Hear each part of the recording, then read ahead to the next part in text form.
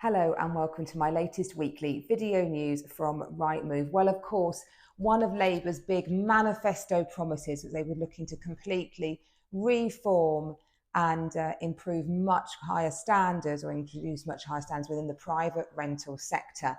And last week they came out with their renters reform bill, which set out everything they're going to look to addressing that. Now, the industry has kind of been holding its breath, waiting for this, because there is a sense that sometimes there definitely are some unscrupulous landlords out there, but generally there are some really, really good landlords, and they form the vast majority of the private rental sector.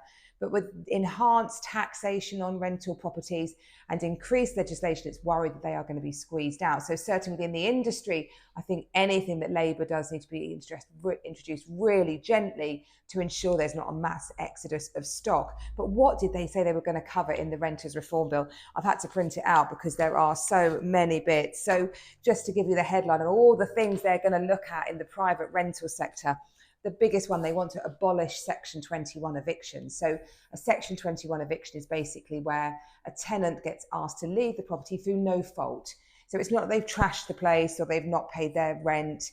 They just simply, the landlord, for whatever reason, wants to get his hands back on the property.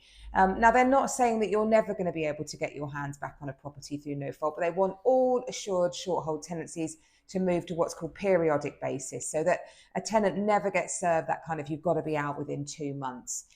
It will simply run to a set contract, and the landlord will not be able to repossess that property without going back to court unless they hit those dates. So real care about what that could do to the court system. It's already under huge pressure from the private rental sector, so that needs to be managed very carefully. They want to ensure that possession grounds are fair to both parties. So they want to give tenants more security and mean that landlords, when reasonable, can absolutely retain their property. So I think what they're saying there is if the tenant hasn't kept up their side of the contract, i.e. not paid the rent, the landlord should be able to get it reasonably, but equally that tenants are more protected as well. Provide stronger protections against backdoor evictions. Now that's basically when a landlord pushes up the rent to a certain level to mean that the tenant simply is pushed out. They just can't afford it. They're being priced out of the market. They want to get rid of all of that. Introduce a new private rented sector landlord ombudsman, which is basically going to provide a really quick, impartial and fair service for tenants to go to resolve complaints about their landlord. So giving them kind of like an independent arbitrator on the system, that if they feel they've got a grievance, they've got a good process that will be quick and cheap and easy for them to access. That sounds very sensible to me. Create a private rented sector database. This is an interesting one. So the vast majority of the private rental sector is actually self-managed by the landlord themselves. And the legislation around the private rental sector is huge. It's a dangerous area to go to. They basically want to improve knowledge for landlords and equally tenants, so that both know their rights and their obligations of what they should be doing. So that's a huge job of work, that one. Sounds sensible again, but wow. Give tenants strengthened rights to have a pet in a property. Interesting one. Of course, many landlords just would rather not have a pet there simply because they can make mess and dirt and cause a nuisance to other residents, certainly in a block of flats. And of course, you've got to be careful there because some blocks of flats don't allow pets. So I don't know how all that's going to work out, to be frank, but they do want to insist that in the case the tenant does take out pet insurance, that would put right any damage caused by the pet. But then you get into the world of inventories and, oh my gosh, signing off a property, that's fraught with issues. Apply the decent home standard to the private rented sector. So basically, giving tenants the right to better value properties in weaker areas. Apply AWAB's law to the sector. So that basically means it's about if there's a serious hazard with a property, that the landlord has very clear expectations about when they should put that serious hazard right and specific timeframes. Again, very sensible. Agree with that. That should absolutely be the case.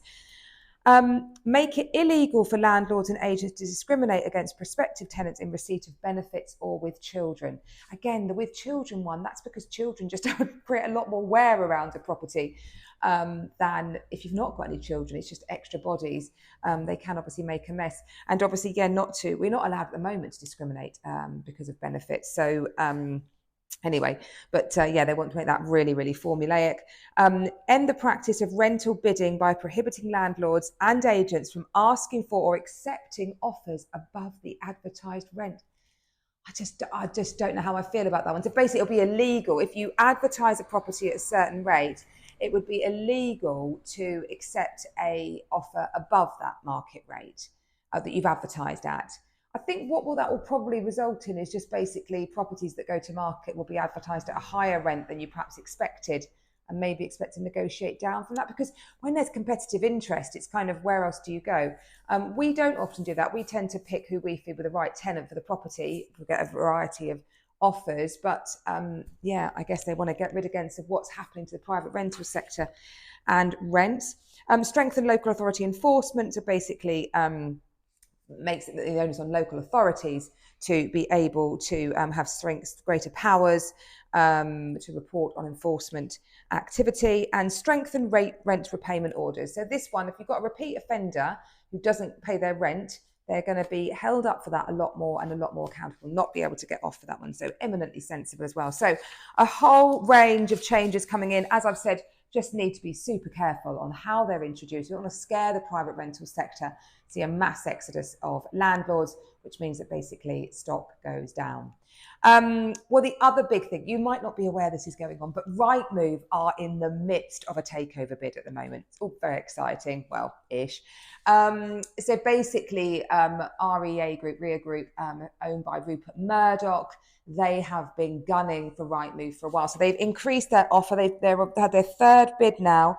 So Rightmove's shares at the moment are trading at about 670 pence. So to put this into context for you, the first bid was 705 pence per share. Then they went to 759 pence. And then they've gone to 781 pence. It's a combination of cash and shares in the REA Group, so it doesn't not quite as attractive as you might think. You might think, why wouldn't you go for that? Bite their hand off.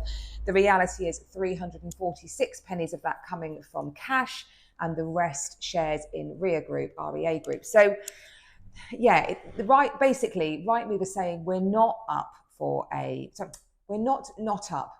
discussion, but it doesn't work for them. The package at the moment is about 6.2 billion. They want 7 billion, they feel, on the company's current value and its expectations for growth going forward.